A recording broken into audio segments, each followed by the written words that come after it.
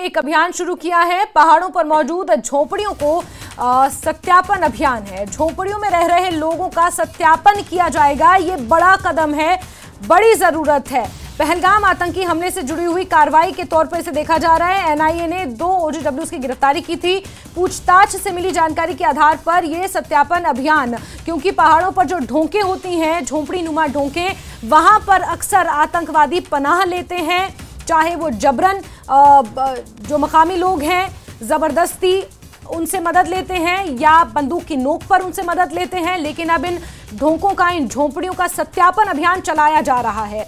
NIA ने जिस तरह से 2 लोगों को गिरफ्तार किया था, उन्हें हिरासत में लिया था। अभी भी 5 दिन की रिमांड पर वो लोग हैं। पूछताछ उनसे की जा रही है पहलगाम आतंकी हमले के संदर्भ में, और पूछताछ से जो जानकारी मिली उसी के आधार पर अभी निर्णय लिया गया है कि सत्यापन अभियान चलाया जाना चाहिए। अनंतनाग से आपको बड़ी खबर दे रहे हैं। अनंतनाग दक्षिण कश्मीर का एक महत्वपूर्ण जिला है और कहीं ना कहीं हॉटबेड ऑफ मिलिटेंसी भी कहा जाता था, और ऐसे में पहाड़ों पर मौजूद झोपड़ियों का अब सत्यापन अभियान चलाया जाएगा। गुर्जर बकरवाल खासतौर पर इन झोपड़ियों का और इन ढोंकों का इस्तेमाल करते हैं, लेकिन अब इनकी रजिस्ट्रेशन होगी, बाकायदा इनका सत्यापन किया जाएगा। ये एनआईए ने पूछताछ में और जानकारी जो जुटाई है उन 2 ओजीडब्ल्यू से, उसके आधार पर अब सत्यापन अभियान चलाने की बात सामने आई है।